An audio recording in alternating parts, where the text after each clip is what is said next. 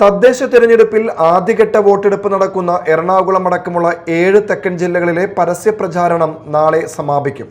ചൊവ്വാഴ്ചയാണ് വോട്ടെടുപ്പ്. പ്രചാരണം അവസാന മണിക്കൂറുകളിലേക്ക് കടന്നതോടെ നാടും നഗരവുമെല്ലാം തിരഞ്ഞെടുപ്പ് ആവേശത്തിലേക്ക് കടന്നു കഴിഞ്ഞു. തിരുവനന്തപുരം മുതൽ എറണാകുളം വരെയുള്ള ജില്ലകളിലാണ് ആദ്യഘട്ടത്തിൽ വോട്ടെടുപ്പ് നടക്കുന്നത്.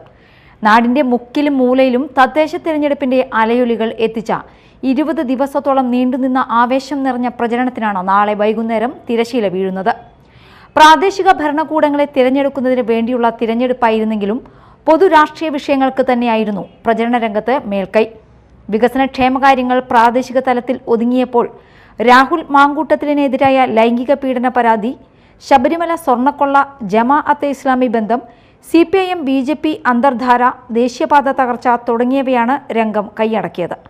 ശബരിമല വിഷയത്തിൽ നിന്ന് ശ്രദ്ധ തിരിക്കാൻ LDF ജമാഅത്തെ ഇസ്ലാമി വിഷയത്തിലാണ് ഊന്നിയത്.